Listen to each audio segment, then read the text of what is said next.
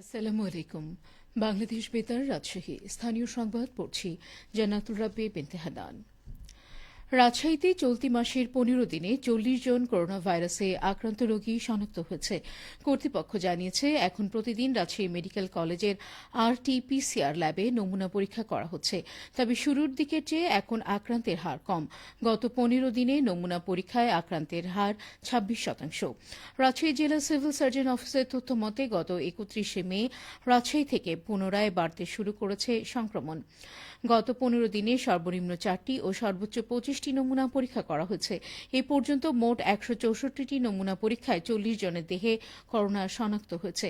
এর মধ্যে গত ২৪ ঘণ্টায় ৩০ জন রোগী পরীক্ষা করে ২ জনের করোনা সংক্রমণ শনাক্ত করা হয়েছে।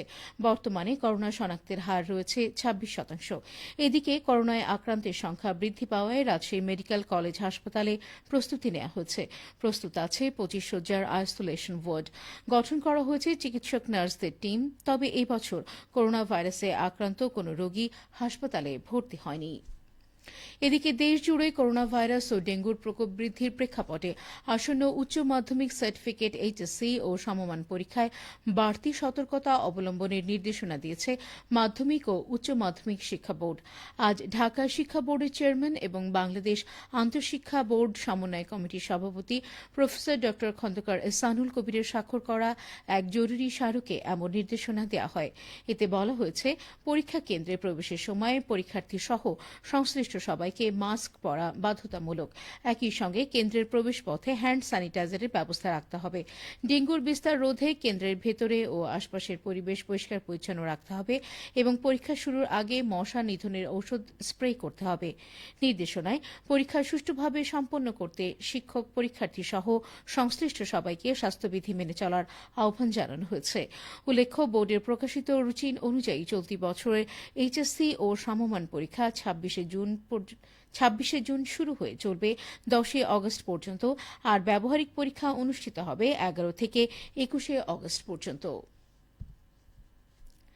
দেশের দ্বিতীয় বৃহত্তম চামড়ার আড়ত নাটোরের চক বৈদ্যনাথে এখন জমজমাট চামড়া কেনাবেচা চলবে আগামী ১ মাস পর্যন্ত।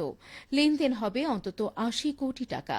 চামড়া কেনাবেচা নিয়ে এখন শুনুন আমাদের নাটোর জেলা সংবাদদাতার একটি প্রতিবেদন। দেশের দ্বিতীয় বৃহত্তম চামড়ার আড়ত নাটোরের চক বৈদ্যনাথে এখন জমজমাট কেনাবেচা। এই এলাকার প্রায় ১০০ আড়তে প্রতিদিন সকাল ৯টা থেকে রাত ১১টা পর্যন্ত কেনাবেচা চলবে আগামী ১ মাস পর্যন্ত। কেনাবেচার অভিজ্ঞতা নিয়ে আড়তদারের ভাষ্য, ছাগলের চামড়াটা জোরালোই কেনাবেচা করছি, ১০০-র উপরেই কেনাবেচা করছি, আর বাচ্চা ১০০-র নিচে ৩০, ৩৫, ৪০-এর ভিতরে কেনাবেচা করছি। তো বর্তমানে গরুর আমদানিটা আছে, গরুর আমদানি হবে। আগামীতে গরুর চামড়াটা যাতে ন্যায্য মূল্যে নেয় এই আশা করতেছি। বর্তমানে আমার ঘরে যেগুলো জায়গা আছে আমি আমদানি করায় ঘরগুলা প্রক্রিয়াজাত করার চেষ্টা করছি। নাটোর জেলা চামড়া ব্যবসায়ী গ্রুপের সভাপতি সাইদার খান বলেন, নাটোর জেলা চামড়া মার্কেট বাংলাদেশের দ্বিতীয় বৃহত্তম মার্কেট। এখানে আমরা আশা করি যে গরুর চামড়া ৬ থেকে ৭ লক্ষ পিস আমদানি হবে, আর ছাগলের চামড়া ১৮ থেকে ২৫ লক্ষ পিস আশা করি আমদানি হবে।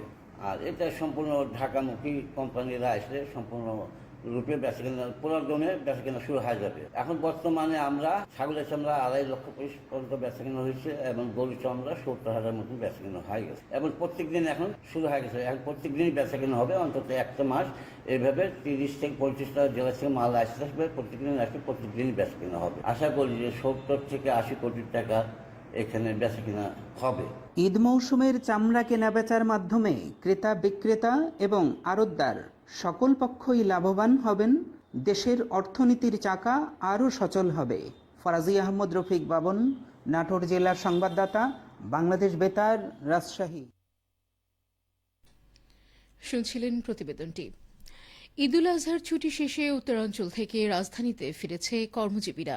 ফিরতি যাত্রার সর্বশেষ ৬ দিনে রেকর্ড সংখ্যক যানবাহন পারাপার হয়েছে যমুনা সেতুতে। টোলও আদায় হয়েছে অতীতের যে কোনো সময়ের চেয়ে বেশি। আজ সকালে যমুনা সেতু কর্তৃপক্ষ সূত্র জানা যায়, গত ৬ দিনে সেতুর ওপর দিয়ে মোট ২,৪০,১৫২টি যানবাহন পারাপার হয়েছে। এতে টোল আদায় হয়েছে ১৬,৭৯,৪৭,৩০০ টাকা।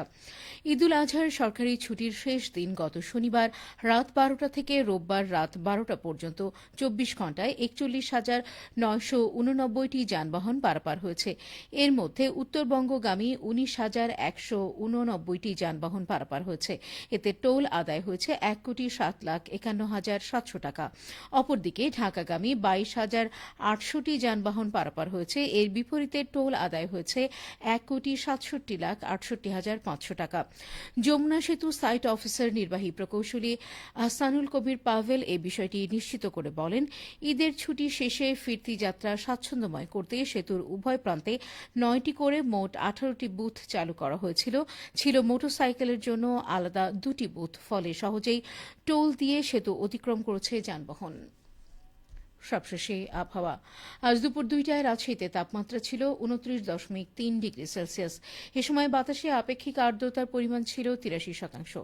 রাজশাহী ও পার্শ্ববর্তী এলাকায় আজ সূর্যাস্ত সন্ধ্যে 6:55। সংবাদ শেষ হল। আমাদের পরবর্তী সংবাদ বিকেল 4:05।